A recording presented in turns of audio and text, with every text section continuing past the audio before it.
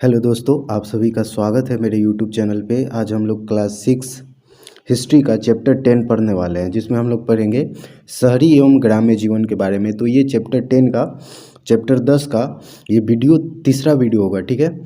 तो इसमें हम लोग पढ़ेंगे पुहार की व्यापारिक गतिविधियों के बारे में। तो सबसे पहले ये जान लेते हैं कि पुहार है क्या, ठीक है। पुहार क्या है और इसकी व्यापारिक गतिविधि का क्या मतलब है, ठीक है। तो आइए शुरुआत करते हैं। तो सबसे पहले फ्रेंड्स, हमको ये जानना है कि पुहार है क्या। तो यहाँ पे आप देख सकते हैं कि पुहार ऑल्सो नोन एज पोमपुहार, ठीक है। तो पुहार जो है इसको और भी दूसरे नाम से जाना जाता है, जिसका क्या नाम है, पुमपुहार, ठीक है। Is a town in the Mayiladuthurai district in the southern Indian states of Tamil Nadu. यानी कि इससे क्या पता चलता है कि ये जो पुहार है ना, इसको और भी दूसरे नाम से जानते हैं, जिसका क्या नाम है, पुमपुहार, ठीक है। अब ये है कहाँ पे, तो जो साउदर्न स्टेट है भारत का, साउदर्न स्टेट कहने का मतलब क्या है कि दक्षिणी जो राज्य है, जिसका क्या नाम है, तमिलनाडु, वहाँ का एक शहर है जिसका क्या नाम है, पम्पुहार, या फिर पुहार भी बोलते हैं। It was once a flourishing ancient port city. यानी कि ये कभी प्राचीन समय में क्या हुआ करता था, एक पोर्ट सिटी हुआ करता था। पोर्ट सिटी कहने का मतलब क्या है, जहाँ पे पोर्ट हो। पोर्ट का मतलब क्या होता है, PORT, पोर्ट मतलब बंदरगाह। पोर्ट मतलब क्या होता है, बंदरगाह, ठीक है। तो ये क्या है कि ये एंशियंट टाइम में एक पोर्ट सिटी हुआ करता था, as Kaveri port city, or port city known as Kaveri Poompattinam, which for a while served as the capital of the early Chola kings in तामिलकम।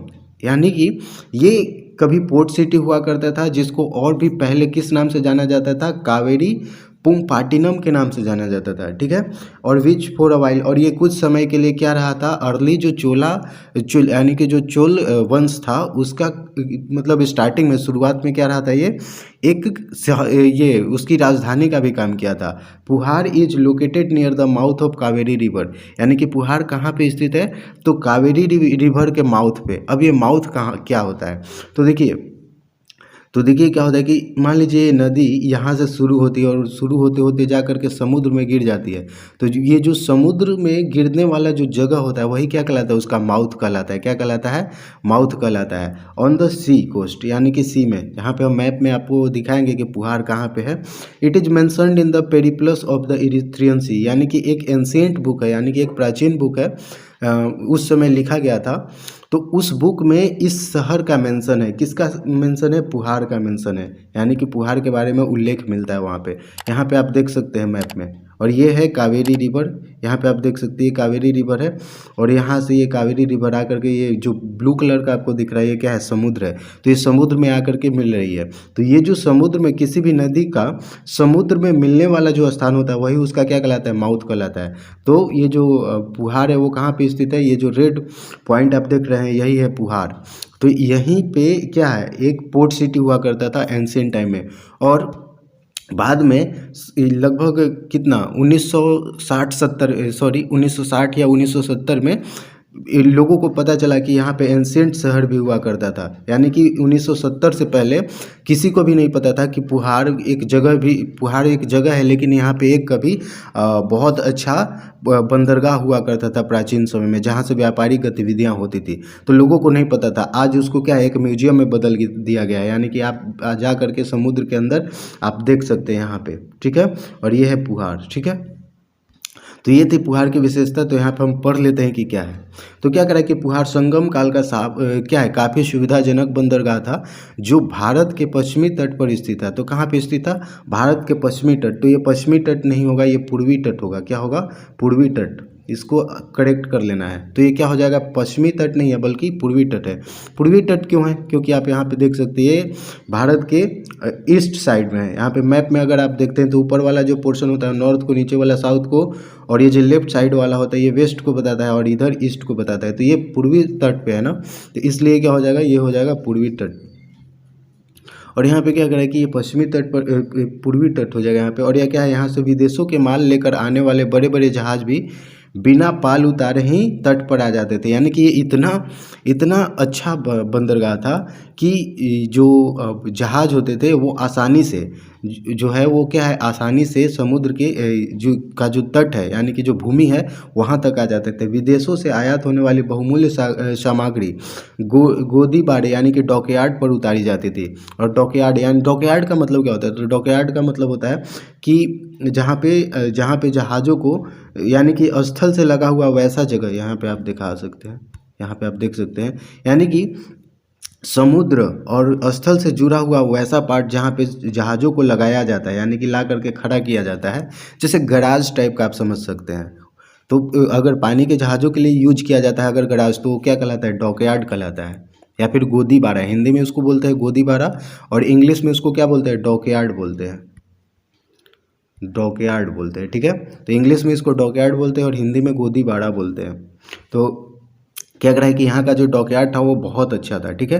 और क्या करा है कि विदेशों से व्यापार के कारण पुहार के लोग काफ़ी धनी हो गए थे। जाहिर सी बात है कि अगर कहीं पे भी व्यापारिक गतिविधि ज़्यादा होगी तो वहाँ के लोगों का क्या होगा? इनकम बढ़ेगा। तो इससे लोग क्या हो गए थे? धनी हो गए थे। और इस नगर में अनेक ऊंचे ऊंचे और भव्य भवन थे। ये भवन कई मंजिल वाले थे और इनमें अलग अलग कक्ष थे, यानी कि पुहार के बारे में बताया जा रहा है। और प्रत्येक भवन में गलियारे, बरामदे तथा अनेक कमरे होते थे। पुहार की जब अध्ययन किया गया तो ये पता चला। इस भवन में ऊपर तो धनी व्यापारियों का परिवार रहता था और नीचे की मंजिल का जो उपयोग होता था वो व्यापार के लिए होता था। अभी भी आप देख सकते हैं कि बाजार में अगर जाइएगा तो जो भी व्यापारी होता है वो नीचे अपना गोडाउन बनाए हुए रहता है और ऊपर परिवार के साथ रहता है। आज भी वैसा देखने को मिलता है। तो यही जो प्रक्रिया है वो उस समय भी था। समुद्र तट पर स्थित व्यापारी जहाज पर ध्वज लहराते थे। इनके साथ साथ विभिन्न रंगों के झंडे भी होते थे, यानी कि जो पुहार में व्यापार करने जो जहाज से लोग आते थे तो उन जहाज़ों के ऊपर क्या लगा हुआ होता था? झंडे लगे हुए होते थे अलग अलग रंगों के। जहाज़ों पर लदे विशिष्ट प्रकार के माल तथा फैशन प्रस्तों के लिए उपयोगी सामान का एक प्रकार से विज्ञापन कर देते हैं। यानी कि हम लोग देखते हैं ना कि गाड़ी पे कोई भी विज्ञापन वाला लगा देता है, और जैसे कोई भी कोई भी हम लोग देखते हैं कि क्या है, पोस्टर चिपका देता है गाड़ी के ऊपर। ठीक उसी तरीके से ये लोग भी अलग अलग सामानों का प्रचार करने के लिए क्या करते थे? पोस्टर लगाए हुए रहते थे झंडे पे। और क्या करा है कि संगम कालीन भारत के तटीय शहरों तोंडी, मुजरिस, पुहार, अरिकमेडु में यवन व्यापारी काफ़ी संख्या में रहते थे। अब ये यवन को ग्रीक भी बोलते हैं। क्या बोलते हैं?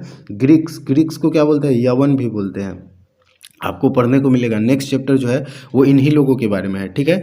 तो यहाँ पे ये जो भारत के जो संगमकालीन तटीय शहर थे, जैसे कौन कौन से तटीय शहर थे? जैसे तोंडी हो गया, मुजरिस हो गया, पुहार हो गया, अरिकमेडु हो गया। यहाँ पे जो यवन यानी कि जो ग्रीक ट्रेडर्स होते थे वो रहते थे। ये लोग बोतल में शराब, विभिन्न प्रकार के दीपक एवं सोना लाते थे। तो ये लोग ले करके क्या आते थे? ये जो यवन व्यापारी होते थे ये क्या लेकर के आते थे भारत में? तो ये भारत में आते थे, ये बोतल में विभिन्न तरीके के शराब लेकर के आते थे और विभिन्न प्रकार के दीपक एवं सोना लाते थे। इसके बदले ये लोग काली मिर्च तो ये लेकर के क्या जाते थे? तो ये जो यवन व्यापारी होते थे वो क्या लेकर के जाते थे भारत से? तो लेकर के जाते थे काली मिर्च, अन्य मसाले तथा समुद्र एवं पर्वत के प्राप्त दुर्लभ वस्तुओं को यहाँ से ले जाते थे। यहाँ हुई खुदाई में रोमन सुराहियों के टुकड़े, और यहाँ पे जब खुदाई हुई यानी कि पुहार में जब खुदाई किया गया, यहाँ पे आप देख सकते हैं, यहाँ पे आप देख सकते हैं कि जब इसकी खुदाई की गई, समुद्र के अंदर जा कर के देखा गया तो यहाँ से क्या मिला है? तो यहाँ से मिला है जब खुदाई की गई तो रोमन सुराहियों के टुकड़े, यानी कि जो वैसे सुराही जो रोमन साम्राज्य में बनाए जाते थे उन सुराहियों के यहाँ पे टुकड़े मिले हैं। साथ ही साथ रोमन ताम्र सिक्के एवं ग्रेफाइट के चिन्हों वाले काले एवं लाल मिट्टी के बर्तन मिले हैं, जिनसे हमें भारत का रोम के साथ व्यापार की जानकारी मिलती है। यानी कि जो सामान रोम में जब खुदाई की गई तो वो वस्तु मिली और साथ ही साथ भारत में मिली। तो ऐसा अनुमान लगाया जाता है कि भारत का ये जो पुहार वाला जो शहर है, यहाँ से रोम के साथ क्या था? व्यापारिक गतिविधि चलती थी। भारत द्वारा निर्यात किए गए सामान के बदले बड़ी मात्रा में सोने एवं चांदी के सिक्के भी यहाँ आते थे। यानी कि वहाँ से सोने और चांदी के सिक्के कहाँ पे आते थे? भारत में। और यहाँ से काली मिर्च और ये अन्य मसाले लेकर के लोग जाते थे। तो इस तरीके से इसलिए भारत में क्या हो गया था? बहुत बड़ी मात्रा में सोना यहाँ पे इकट्ठा हो गया था। ये लोग व्यापार करते थे तो उधर से क्या आता था? सोना चांदी ये सब कुछ भी आता था, और इधर से सारी जितने भी मसाले की चीज़ें हैं और भी जो बहुमूल्य वस्तु हैं, जैसे कि आभूषण हो गया, या फिर हाथी दाँत से बने हुए सामान हो गए, कपड़े हो गए, ये सब कुछ यहाँ से निर्यात किया जाता था और वहाँ से सोने चांदी आते थे। इसीलिए भारत को सोने की चिड़िया भी कहा जाता था। क्यों? क्योंकि यहाँ पे व्यापार में ज़्यादातर क्या प्राप्त होता था? सोना प्राप्त होता था।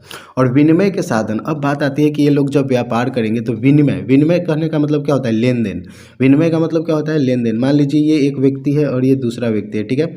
अब ये व्यक्ति, अगर इसके पास मान लीजिए गेहूँ है, एक छोटा सा एग्जाम्पल लेते हैं, विनिमय का मतलब क्या होता है? इसके पास है गेहूँ और इसके पास मान लीजिए क्या है? एक मिट्टी का बर्तन है, ठीक है। मिट्टी का बर्तन है, तो एक छोटा सा एग्जाम्पल लेते हैं। तो ये मान लीजिए इस व्यक्ति को मिट्टी के बर्तन की आवश्यकता है और इसको गेहूं की आवश्यकता है। तो ये दोनों क्या करेगा? आपस में बोलेगा कि मान लीजिए 2 केजी आप गेहूं ले लीजिए तो एक मिट्टी का बर्तन दे दीजिए। तो ये जो प्रोसेस है ये क्या कहलाएगा? विनिमय कहलाएगा, यानी कि आदान प्रदान। विनिमय का मतलब क्या होता है? आदान प्रदान करना। तो ये लोग जो व्यापारी होते तो अगर मान लीजिए यहाँ से सोना लेकर के आए और यहाँ से मसाले लेकर के जा रहे हैं, तो ये लोग क्या करेंगे? यहाँ से मसाले उठाएंगे और यहाँ से ये लोग सोना इसको दे देंगे और ये मसाले इसको दे देगा और सोना इसको ये ले लेगा। तो ये जो प्रक्रिया है ये क्या कहलाता है? विनिमय कहलाता है, ठीक है। तो ये तभी पॉसिबल है जब दोनों व्यक्ति राजी हो, यानी कि ये भी सोना लेने के लिए राजी हो और ये मसाले लेने के लिए राजी हो। अगर इसको किसी और वस्तु की आवश्यकता होगी और इसको किसी और वस्तु की आवश्यकता होगी तो क्या इस तरीके से व्यापार होगा? नहीं होगा। ये बोलेगा नहीं नहीं, हमें ये वस्तु की आवश्यकता नहीं है। तो इस तरीके से तो यहाँ पे ये जो व्यापारी लोग होते थे वो क्या करते थे? तो उसको समझते। तो क्या करें कि व्यापार वाणिज्य में विकास के साथ ही विनिमय का मतलब क्या होता है? लेन देन के साधन के रूप में सिक्कों का प्रचलन बढ़ा। यानी कि अब ये लोग वो प्रोसेस बताया ना कि जिसे को बार्टर सिस्टम भी कहा जाता था। क्या कहा जाता था इंग्लिश में? Barter system. यानी कि मेरे पास कुछ सामान है और इसके पास कुछ दूसरा सामान है और हमें ये सामान चाहिए तो हम, और मेरे पास जो सामान है अगर इसको चाहिए, यानी कि दोनों व्यक्ति की अगर आवश्यकता होगी तभी ये व्यापार होगा, नहीं तो नहीं होगा। लेन देन जो है वो तभी होगा जब दोनों के पास जो सामान है और दोनों लोग राजी हों एक दूसरे से सामान लेने के लिए, तभी ये पॉसिबल है, नहीं तो नहीं पॉसिबल है। तो इस तरीके से क्या होता था कि व्यापार करने में बहुत ही कठिनाइयाँ होती थी। इसके लिए क्या एक तरीका ढूंढा गया? तो वो सिक्कों का तरीका ढूंढा गया। यानी कि अगर सिक्के हैं तो इतना सिक्के ले लीजिए और ये वस्तु दे दीजिए, फिर इस सिक्के से हम कोई दूसरा वस्तु ले सकते हैं। तो ये तरीका था। तो क्या करा है कि इससे क्या हो गया कि सिक्कों का प्रचलन बढ़ा।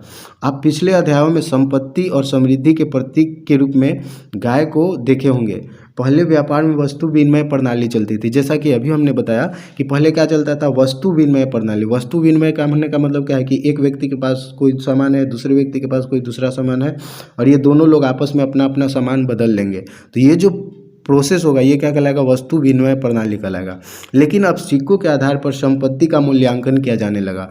यानी कि आपका जो संपत्ति, यानी कि आपके पास जो सामान है उसका कितना मूल्य होगा, कितने सिक्कों के बराबर होगा, ये आंका जाने लगा, इसका मूल्यांकन किया जाने लगा। पहले असमान भार वाले और अमानकीकृत यानी कि आहत सिक्कों का उपयोग किया जाता था, परंतु मौर्य के बाद भारत में आंतरिक और बाह्य व्यापार का व्यापक विकास हुआ। यानी कि मौर्य साम्राज्य के बाद क्या हुआ कि पहले तो लोग वस्तु विनिमय प्रणाली ही ज़्यादातर यूज करते थे, लेकिन मौर्य साम्राज्य के बाद भारत में क्या हुआ कि आंतरिक और बाह्य व्यापार के लिए, यानी कि देश के अंदर और साम्राज्य के अंदर और साम्राज्य के बाहर जो विदेशों से व्यापार होता था, इनमें बहुत व्यापक विकास हुआ। और हिंद यूनानी शासकों ने सोने के सिक्कों को भारत में पहली बार जारी किया। तो ये भी आपको याद रखना है कि भारत में पहली बार सोने के सिक्के कौन चलाए थे? तो हिंद और यूनानी शासकों ने चलाया था। और आहत सिक्के क्या होते हैं तो इसको थोड़ा जान लेते हैं। तो आहत सिक्के का मतलब क्या है कि चांदी या सोने के सिक्के पर राजकीय चिन्हों को आहत कर बनाए जाने के कारण इन्हें आहत सिक्के कहा जाता है। आहत कहने का मतलब क्या है कि इस पे ये दबा करके, यानी कि अगर मान लीजिए कोई मुहर टाइप का है और वो जो सिक्का ढाला जा रहा है तो उसके ऊपर दबा देंगे तो वो क्या कहलाएगा? आहत सिक्का कहलाता है। कुषाण शासकों के समय सोने और चांदी के जो सिक्के जारी किए गए थे उनका प्रचलन व्यापारिक कार्यों तक ही सीमित था। यानी कि जो कुषाण शासक थे, जिनके बारे में हम लोग नेक्स्ट चैप्टर में पढ़ेंगे, अगले चैप्टर में पढ़ेंगे, उसमें तो ये जो कुषाण शासक थे इनके जो जो सोने और चांदी के सिक्के जारी किए गए थे उनका प्रचलन व्यापारिक कार्यों तक सीमित है। यानी कि ये जो सिक्के थे वो किस चीज़ में यूज किए जाते थे? व्यापारिक गतिविधियों में यूज किए जाते थे। इन शासकों के द्वारा दैनिक कार्यों के उपभोग के लिए तांबे के सिक्के के भी प्रचलन में लाए गए। यानी कि व्यापारिक गतिविधियों के लिए कौन से सिक्के? तो सोने और चांदी के। और अगर और भी जैसे कि दैनिक कार्यों के लिए अगर सिक्के की आवश्यकता होती थी तो किस चीज़ का होता था, तांबे का सिक्का होता था। पुरातत्वविदों को इस काल के सिक्के बड़े पैमाने पर मिले हैं, यानी कि यहाँ पे आप देखते हैं ये सोने का सिक्का है, ये तांबे का सिक्का है, ठीक है। इस तरीके से यहाँ पे आप देख सकते हैं। तो क्या करा है कि एक बड़े पैमाने पर मिले इन सिक्कों से हमें उसके जारी करने वाले शासकों के समय व्यापार, वाणिज्य एवं आर्थिक समृद्धि की जानकारी मिलते हैं। यानी कि अगर यहाँ पे आप देख सकते हैं कि ये राजा है, इसके बारे में कुछ कुछ लिखा हुआ है, यहाँ पे आप देख सकते हैं। तो इस तरीके से लोग क्या करते हैं, अगर सिक्के हमें प्राप्त होती हैं तो इसका अध्ययन किया जाता है, ये जाना जाता है कि ये कब बनाया गया था, साथ ही साथ इस पे किस राजा का चित्र बनाया हुआ है, उसके राज्य के बारे में लिखा हुआ है, कब ये जारी किया गया था उसके बारे में लिखा हुआ है। तो क्या करा है कि सिक्कों पर शासकों, देवी देवताओं आदि के चित्र अंकित रहने से उस काल के कलात्मक विकास की भी जानकारी हमें प्राप्त होती है। कुषाण शासक के सिक्कों पर बौद्ध धर्म के चिन्ह अंकित मिलते हैं। तो ये भी आपको याद रखना है कि जो कुषाण शासक जो होते थे अपने द्वारा जो सिक्के जारी करते थे तो उसमें किस धर्म का जो है बौद्ध चिन्ह है वो कौन से धर्म का यूज किया जाता था, तो बौद्ध धर्म का जो चिन्ह है वो यूज किया जाता था, अंकित किया जाता था इसके ऊपर। अतः ये सिक्के उस समय भी आर्थिक संपन्नता एवं धार्मिक मान्यताओं पर प्रकाश डालते हैं। अब हमें पढ़ना है शहर की समृद्धि एवं शहर की विभिन्न गतिविधियों का केंद्र, यानी कि शहर की समृद्धि एवं शहर विभिन्न गतिविधियों का केंद्र। तो हमें पहले ये जानना है कि शहर की समृद्धि मतलब शहर कितना समृद्ध था और शहर में कौन कौन से कार्य किए जाते थे, ठीक है। तो आइए पढ़ते। तो क्या करा कि व्यापार वाणिज्य के क्षेत्र में अत्यधिक विकास ने शहरों की समृद्धि को बढ़ाया। यानी कि हम लोग जानते थे कि ज़्यादातर जो व्यापारिक गतिविधि होती थी वो कहाँ पे होती थी, शहरों में होती थी। अब इससे क्या हुआ कि जातक कथाओं से हमें जानकारी प्राप्त होती है। तो ये जातक कथा क्या होता है, इसके बारे में हम लोग इसमें पढ़ना है कि जातक कथा क्या होता है और ये इन कथाओं को संकलित किसने किया। तो ज़्यादातर जो बौद्ध धर्म के अनुयायी होते थे उन लोगों ने जातक कथाओं को संकलित किया था। तो ये क्या होता है इसको आगे जानेंगे। तो क्या करें यहाँ पे कि जातक कथाओं से हमें क्या जानकारी प्राप्त होती है कि किस तरह के लोग व्यापार के माध्यम से आर्थिक रूप से संपन्न होते जा रहे थे और शहर कई गतिविधियों का केंद्र हुआ करता था। यानी कि अगर आप शहर में जाइएगा तो ऐसा नहीं है कि सिर्फ व्यापार ही होता है, शहर में बहुत से अलग अलग तरीके के कार्य भी होते हैं, जैसे फैक्ट्रियाँ हो गई या फिर शिल्प कला से रिलेटेड या फिर इंटरटेनमेंट से रिलेटेड, मनोरंजन से रिलेटेड बहुत सारे कार्य किए जाते हैं शहरों में। वे शिल्प कला, व्यापार, वाणिज्य, धर्म, शिक्षा आदि के केंद्र के रूप में विकसित है। यानी कि शहर में ज़्यादातर ऐसा नहीं था कि सिर्फ व्यापार और वाणिज्य ही होता था, शहर जो है वो शिल्प कला के लिए भी, धर्म, शिक्षा आदि के केंद्र के रूप में भी विकसित थे। इस समय उत्तरी भारत में के प्रमुख नगर जो थे वो कौन थे, तो तक्षशिला, कौशाम्बी, श्रावस्ती, हस्तिनापुर, मथुरा, वैशाली, पाटलिपुत्र, उज्जैनी आदि। और दक्षिण भारत में टगर, पैठन। और दक्षिण भारत की अगर बात करें तो दक्षिण भारत में कौन कौन से शहर उस समय फेमस थे, तो वो थे टगर, पैठन, धान्यकटक, अमरावती, अरिकमेडु आदि महत्वपूर्ण शहर थे। तो अगर आपको लिखने के लिए आ जाए कि उत्तर भारत के प्राचीन समय में मौर्य साम्राज्य के समय के जो कुछ शहर हैं उत्तर भारत के, उनका नाम बताइए, तो उसमें क्या हो जाएगा, तक्षशिला, कौशाम्बी, श्रावस्ती, हस्तिनापुर, मथुरा, वैशाली, पाटलिपुत्र, उज्जैनी, ठीक है। ये उत्तर भारत के शहर थे। और अगर दक्षिण भारत के शहरों के बारे में बात किया जाए तो दक्षिण भारत के कौन कौन से शहर थे, तो हो गया टगर, पैठन, धान्यकटक, अमरावती, अरिकमेडु आदि। और अब हमें पढ़ना है पाटलिपुत्र के बारे में, ठीक है। तो ये पाटलिपुत्र क्या था, तो पाटलिपुत्र जो है क्या कह रहा है कि विभिन्न गतिविधियों के केंद्र के रूप में हम पाटलिपुत्र का उदाहरण ले सकते हैं। यह महाजनपद काल से ही अर्थात 6वीं शताब्दी ईसा पूर्व से ही एक महत्वपूर्ण नगर रहा है। यहाँ यातायात के लिए 2 तरह के साधन उपलब्ध है। यानी कि पाटलिपुत्र में अगर आपको आना है या फिर पाटलिपुत्र में यातायात करना है तो 2 तरीके के साधन उपलब्ध थे। पहला जल मार्ग और स्थल मार्ग, यानी कि 2 तरीके के मार्ग उपलब्ध थे। यहाँ पे आप देख सकते हैं पाटलिपुत्र और आज ये पटना के नाम से जाना जाता है, ठीक है। अब क्या करा है कि यहाँ पे 2 तरीके के यातायात के साधन थे, एक जल मार्ग से होकर के और दूसरा स्थल मार्ग, ठीक है। अब क्या करा है कि उत्तर पश्चिम में तक्षशिला की ओर जाने वाला स्थल मार्ग पाटलिपुत्र से होकर ही जाता था और दूसरी ओर जल मार्ग द्वारा ताम्रलिप्ति, बंगाल बंदरगाह तक यहाँ से रास्ता जाता था। यह बर्मा और श्रीलंका के लिए प्रमुख बंदरगाह था। यानी कि अगर यहाँ से मगध शासक को व्यापार करना है कहाँ से, बर्मा और श्रीलंका के लिए, तो ये पाटलिपुत्र से होकर ही जाता था। और शहर के चारों तरफ, और यहाँ पे पाटलिपुत्र में क्या था कि शहर के चारों तरफ किलेबंदी की गई थी। क्या किया गया था किलेबंदी की गई थी और बौद्ध भिक्षुओं को ठहरने के लिए कई संघाराम थे। और वर्तमान पटना का भिखना पहाड़ी संभवतः किसी समय बौद्ध भिक्षुओं के ठहरने की जगह थी। यानी कि ये जो पटना का जो भिखना पहाड़ी एरिया है वो ऐसा माना जाता है कि उस समय के जो बौद्ध भिक्षु थे उनको उनके ठहरने के लिए, और इसी से पता चलता है भिखना मतलब जो भिक्षु होते थे उन्हीं के नाम पे शायद ये भिखना पहाड़ी पड़ा है। ठीक है, अब क्या करें कि पाटलिपुत्र राजकीय एवं लोक कला के प्रसिद्ध केंद्र के रूप में विकसित था। तो जो पाटलिपुत्र था वो क्या था, राजकीय लोक कला के प्रसिद्ध केंद्र के रूप में विकसित था। और आसपास के किसान एवं पशुपालक अपने उत्पादन को बेचने शहर आया करते थे। और पाटलिपुत्र हजारों वर्ष तक प्रशासनिक गतिविधियों का प्रधान केंद्र बना रहा था। और यहाँ बड़े बड़े प्रशासनिक एवं सैन्य अधिकारी निवास करते थे जो उच्च वर्ग के आय समूह के लोग थे। इनकी आवश्यकता को ध्यान में रखते हुए कई प्रकार की सांस्कृतिक गतिविधियाँ विकसित की गई थी। इन अधिकारियों द्वारा मठों एवं मंदिरों को दान दिया जाता था। यानी कि लोग क्या करते थे, मठों और मंदिरों को दान देते थे। प्रायः शहर के राजा रानी, बड़े बड़े अधिकारी, धनी व्यापारी एवं शिल्पकार दान देते थे। स्रोतों से जानकारी मिलती है कि यहाँ अस्त्र शस्त्र बनाने वाले, रथ बनाने वाले रथकार, सोनार, लुहार, बुनकर, बढ़ई आदि निवास करते थे। तो ये लोग यहाँ पे रहा करते थे। कहाँ पे, पाटलिपुत्र में। हमें उस समय के गांव के बारे में अपेक्षाकृत कम जानकारी प्राप्त है क्योंकि उस समय के गांवों की खुदाई पुरातत्वविदों द्वारा शायद ही हुआ है। यानी कि गांवों के बारे में कोई हमें ऐसा उल्लेख नहीं है और ज़्यादातर जानकारी नहीं मिलता है। क्यों? क्योंकि जो हिस्टोरियंस हैं, जो पुरातत्वविद हैं, वो गाँवों की खुदाई नहीं की है। अगर कोई इम्पोर्टेंट जो महत्वपूर्ण शहर है, प्राचीन शहर है, उनकी खुदाई की गई तो उनके बारे में हमें जानकारी मिलती है। फिर भी अभिलेखों एवं तत्कालीन साहित्यों से हमें गाँवों के बारे में जानकारियाँ प्राप्त होती है। मौर्योत्तर काल यानी कि मौर्य काल के बाद वाला जो समय है उसमें सभी गांव एक समान नहीं थे। उन पर कहीं परिस्थिति एवं जलवायु का असर था तो कहीं सांस्कृतिक भिन्नता थी। पहाड़ी एवं मध्य वन्य प्रदेश के गाँव दूर दूर बसे थे एवं उनकी जनसंख्या विरल थी। यानी कि उस समय के जो गाँव थे वो उनमें क्या है, एक समानता नहीं थी कि जितने भी गांव हैं वो सभी एक तरीके के नहीं थे, अलग अलग तरीके के थे। ठीक है, और क्या कराए कि जबकि गंगा घाटी के गांव घनी आबादी के से युक्त थे और उत्तर भारत एवं दक्षिण भारत के गांवों की प्रशासनिक संरचना, स्थानीय प्रशासन थोड़ी भिन्न थी। यानी कि जिस तरीके से गाँव में उत्तर भारत में यानी कि उत्तरी भारत में के गाँवों में जिस तरीके से लोगों के ऊपर शासन किया जाता था, यानी कि यहाँ की जो प्रशासनिक व्यवस्था थी वो डिफरेंट थी दक्षिण भारत के गाँव से। ठीक है, अब क्या है, आइए देखें गाँव का सामाजिक एवं प्रशासनिक स्तर कैसा था।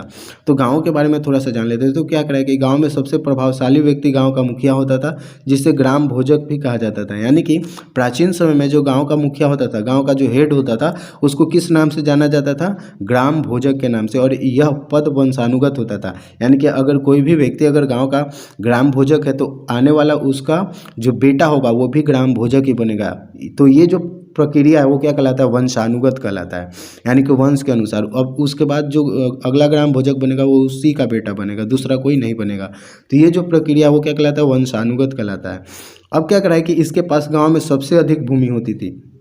यानी कि जो ग्राम भोजक होता था उसके पास क्या होता था, सबसे अधिक भूमि होती थी। और ये खेती करने के लिए दास या गुलाम रखते थे, जिसको बंधुआ मजदूर कहते हैं। क्या कहते हैं, बंधुआ मजदूर। यानी कि ये बंधुआ मजदूर क्या होता है, इसको थोड़ा बताते हैं। तो क्या होता है ना कि अगर कोई भी व्यक्ति जिसके पास ज़्यादा भूमि है या फिर ज़्यादा पैसे हैं, तो ये लोग क्या करते थे कि लोगों को कुछ पैसा दे दिए, कर्ज दे दिए। और इस तरीके से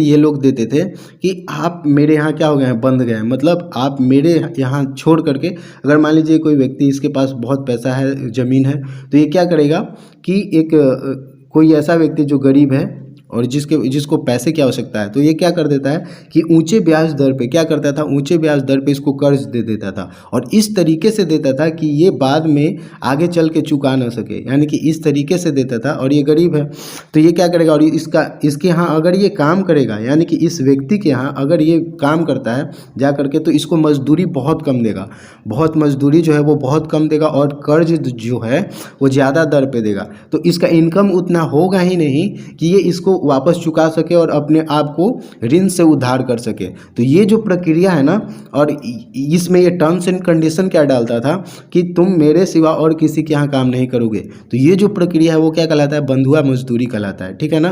तो ये जो ग्राम भोजक होता था वो क्या रखता था, खेती करवाने के लिए गुलाम या फिर मजदूर रखते थे। ये राजा के लिए भी कर वसूलते थे तथा न्यायाधीश एवं पुलिस का भी काम करते थे गाँव में। छोटे स्तर पर अगर देखें तो छोटे स्तर के जो किसान होते थे जिनके पास अपनी भूमि होती थी उसे गृहपति कहा जाता था। क्या कहा जाता था? गृहपति। और गांव में कुछ ऐसे लोग भी थे जिसके पास अपनी ज़मीन नहीं होती थी और वे दूसरों की ज़मीन पर मजदूरी करते थे। इस तरह के लोगों में दास, कर्मकार, शिल्पकार आदि शामिल थे। दक्षिण भारत के बड़े किसानों को वेल्लाल कहा जाता था।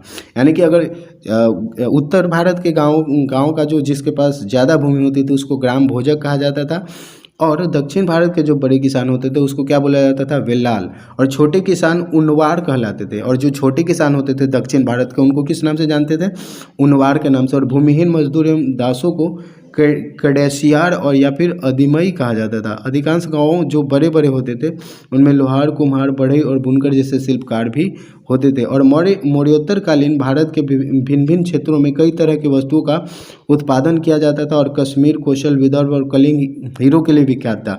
यानी कि अगर प्राचीन समय में अगर बात करें तो कौन कौन से ऐसे जो शहर थे वो किन किन चीज़ों के लिए विख्यात थे? तो कश्मीर, कौशल, विदर्भ और कलिंग जो है वो किस चीज़ के लिए फेमस था? हीरो के लिए। मगध वृक्ष के रेशों मगध जो है वो वृक्ष के रेशों से बने वस्त्रों के लिए और बंगाल मलमल के रेशों से बने वस्त्रों के लिए प्रसिद्ध था। और कपड़ों के उत्पादन के लिए उत्तर में काशी एवं दक्षिण में मदुरै प्रमुख केंद्र थे। यानी कि अगर कपड़ों के बारे में बात करें तो उत्तर भारत में कौन फेमस था? काशी। आज भी बनारस की साड़ी जो है वो बहुत फेमस है। और अगर दक्षिण भारत की बात करें तो मदुरै जो था वो एक प्रमुख केंद्र था और यहाँ महिलाएं भी काम करती थी और विशेषकर सूत काटने का काम महिलाएं ही करती थी। इस काल में व्यापारी एवं शिल्पकार संगठित रूप से काम करने लगे थे और इनके अपने अपने संघ होते थे जिन्हें श्रेणी कहा जाता था। यानी कि जो भी शिल्पकार या फिर जो व्यापारी होते थे वो एक ग्रुप में काम करते थे और उस ग्रुप को किस नाम से जानते थे? श्रेणी के नाम से जानते थे। और श्रेणियों के द्वारा शिल्पकारों को प्रशिक्षण देने, कच्चा माल उपलब्ध कराने एवं तैयार माल का वितरण कराने का कार्य किया जाता था। और श्रेणियाँ बैंक का भी काम करती थी। यानी कि ये जो ग्रुप बन गया है इसके पास कुछ फंड इकट्ठे होते थे, फंड लोग मिल करके जमा करते थे और किसी को भी अगर पैसे की आवश्यकता होती थी तो ये जो श्रेणी है वो क्या करता था? इन लोगों को धन भी इकट्ठा करवाता था। यानी कि एक तरीके से बोले तो बैंक का काम करता था। और जमा धन का निवेश लाभ के लिए किया जाता था और लाभांश का कुछ हिस्सा पैसा जमा करने वाले व्यक्ति को दिया जाता था। इसका कुछ हिस्सा धार्मिक संस्थाओं को के विकास के रूप में भी दिया जाता था। और इस तरह हम देखते हैं कि मौर्योत्तरकालीन भारत में राजनीतिक अस्थिरता के बावजूद भी कृषि एवं व्यापार में इतनी अधिक प्रगति हुई कि भारत यहाँ उत्पादित वस्तुओं एवं प्राप्त खनिजों को विदेशों में निर्यात करने वाला देश बन गया था। इसी क्रम में जो भारतीय धर्म एवं संस्कृति का विदेशी धर्म एवं संस्कृति के साथ समन्वय स्थापित हुआ और परिणाम स्वरूप सुदूर पूर्व के देशों के कला एवं साहित्य भी इससे प्रभावित हुए। यानी कि जब ये लोग एक जगह से दूसरे जगह जाते थे व्यापार करने के लिए तो अपना धर्म यानी कि इन लोगों का जो धर्म था और जो सांस्कृतिक स्थिति थी वो जिस जगह पे जाते थे वहाँ के धर्म और वहाँ की सांस्कृतिक स्थिति से ये लोग क्या होते थे? प्रभावित होते थे और वहाँ के भी लोग यहाँ पे आते थे। तो इस तरीके से हम लोग देख सकते हैं कि परिणाम स्वरूप जो सुदूर पूर्व के देशों से जो कला और साहित्य है वो भारत के जो कला और साहित्य है वो प्रभावित हुए। इसमें हम लोग फ्रेंड्स किसके बारे में पढ़ेंगे? जातक कथा के बारे में पढ़ेंगे। और जातक कथा में हमें पढ़ना है एक निर्धन की चतुराई के बारे में। और ये निर्धन की चतुराई क्या थी, कैसे उसने चतुराई किया, इसके बारे में हम लोग पढ़ते हैं। तो क्या है कि जातक कथाएं आम लोगों में प्रचलित है, यानी कि जो किस्से कहानियाँ जो सुनाई जाती हैं उसी को क्या बोलते हैं? जातक कथा। ठीक है ना। तो क्या करें कि जिसका संकलन कौन किया था? बौद्ध भिक्षुओं ने किया था। और यह कथा में यह बतलाया गया है कि कैसे एक निर्धन व्यक्ति अपनी चतुराई और व्यापार के माध्यम से धनी बन जाता है। ठीक है। अब एक क्या है कि एक शहर में एक गरीब व्यक्ति था। एक शहर था जिसमें क्या था? एक गरीब व्यक्ति रहता था और उसके पास खाने के लिए पैसा नहीं था। उसने एक मरा हुआ चूहा देखा। उसने क्या देखा कि एक मरा हुआ चूहा है। उस चूहे को उठाकर उसने एक दुकान के मालिक को एक सिक्के में उसकी बिल्ली के लिए बेच दिया। यानी कि एक निर्धन व्यक्ति था जिसको खाने के लिए कुछ नहीं था, तो उसने क्या देखा कि एक मरा हुआ चूहा है। इस चूहे को उठा करके लेकर के गया एक दुकानदार के पास, जिसके जो क्या पोस करके रखे हुए था, मतलब क्या पाले हुए था? तो एक बिल्ली पाले हुए था। तो ये बोला कि आपकी बिल्ली भूखी है, इस बिल्ली को ये जो चूहा है वो हमने मार करके लाया है बड़ी मेहनत करके। अगर आप इसको एक पैसे में ले लेते हैं तो हमको बहुत अच्छा लगेगा। दूसरे दिन एक बड़ी जोरों की आंधी आई तो एक सिक्के में क्या किया? उसने बिल्ली को दे दिया। तो उसको एक सिक्का मिल गया वहाँ से। दूसरे दिन क्या हुआ कि बड़ी जोरों की आंधी आई वहाँ के राजा का बगीचा टहनियों एवं पत्तों से भर गया। राजा का माली उसे साफ करने के लिए परेशान था। तभी इस व्यक्ति ने बगीचों की सफाई का काम माली से इस शर्त पर ले लिया कि बदले में माली सारी टहनियाँ एवं पत्ते उसे दे देगा। ये बोला। एक राजा का बाग था, बगीचा था, जिसमें राजा का माली साफ सफाई करता है। तो एक दिन आंधी आई। तो हम लोग देखते हैं कि जब आंधी तूफान आता है तो क्या है, पत्ते और टहनियाँ टूट करके उसमें भर जाते हैं। तो इसने क्या किया, तो उसका जो माली था वो बहुत परेशान था। तो इसने क्या बोला कि इसने माली को जाकर के बोला कि हम इसकी साफ़ सफाई हम खुद कर देंगे, लेकिन ये जितने भी टहनियाँ हैं यानी कि जो लकड़ियाँ हैं वो हम ले करके जाएंगे। माली तुरंत तैयार हो गया, बोला कि ठीक है ठीक है ठीक है, कोई बात नहीं, ले जाओ। उससे क्या हुआ कि उसी समय पास बहुत सारे बच्चे खेल रहे थे। व्यक्ति ने उन्हें मिठाई का लालच देकर टहनियों एवं पत्तों को बाहर रखने को कहा। देखते ही देखते बगीचा बिल्कुल साफ हो गया और टहनियों एवं पत्ते भी एक जगह जमा हो गए। तभी राजा का कुम्हार बर्तन पकाने के लिए ईंधन की तलाश में उधर से गुजर रहा था। उस चतुर व्यक्ति ने उन टहनियों एवं पत्तों को उसके हाथ बेच दिया। उससे उसके पास कुछ पैसे इकट्ठे हो गए। देखिए, यहाँ से इसने इस सारी टहनियों और पत्तों को इकट्ठा करवा लिया और बच्चों से मिठाई का लालच दे करके, और उसी समय जो कुम्हार था यानी कि अपने मिट्टी के बर्तन को पकाने के लिए उसकी क्या है, जो बोलते हैं ईंधन की आवश्यकता थी, लकड़ियों की आवश्यकता थी। तो उसने कुम्हार से क्या कर दिया, बेच दिया। उससे भी कुछ उसको पैसे इकट्ठे हो गए। उसके बाद उस व्यक्ति को एक चतुराई सूझी और उसने एक बर्तन में पानी लेकर घास काटने वाले 500 व्यक्तियों को पानी पिलाया। उसकी सेवा भक्ति देख करके घास काटने वाले ने उसे कहा, तुमने मेरी प्यास बुझाई, बोलो तो हम तुम्हारे लिए क्या कर सकते हैं। उस व्यक्ति ने जवाब दिया कि आपको तब बताऊंगा जब मुझे आपकी सहायता की आवश्यकता होगी। यानी कि इन लोगों को पानी पिलाया तो ये लोग बोले कि बोलो, तुमने हमें हमारी प्यास बुझाई तो हम तुम्हारी मदद करना चाहते। तो ये बोला कि ठीक है, हम तो आपसे मदद मांगेंगे, लेकिन जब हमें ज़रूरत होगी हम आपको बताएंगे। चतुर व्यक्ति ने उसके बाद एक व्यापारी से दोस्ती कर ली। उस व्यापारी ने उसको बताया कि कल 500 घोड़ों के साथ एक बड़ा व्यापारी शहर आ रहा है। तभी उस व्यक्ति ने घास काटने वाले के पास जाकर के कहा कि कल तुम सभी मुझे एक गट्ठा घास दोगे और तब तक अपनी घास मत बेचना जब तक पूरी घास नहीं बिक जाए।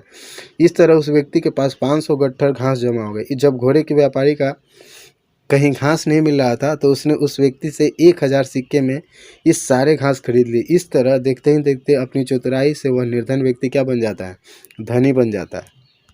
सोच के देखिए क्या तरीका है, वाह गजब। अब हमें क्या पढ़ना है, वस्तुनिष्ठ प्रश्न के बारे में। तो इसका ये जितने भी क्वेश्चन है इन सब क्वेश्चन का जो आंसर है वो हम लोग नेक्स्ट वीडियो में पढ़ेंगे। तो इस वीडियो में इतना ही रहने देते हैं, मिलते हैं नेक्स्ट वीडियो में। तब तक के लिए धन्यवाद, टेक केयर। और अगर ये वीडियो अच्छा लग रहा है तो प्लीज़ चैनल को सब्सक्राइब कीजिए, अपने फ्रेंड्स के साथ शेयर कीजिए, ठीक है। तो मिलते हैं नेक्स्ट वीडियो में, तब तक के लिए धन्यवाद।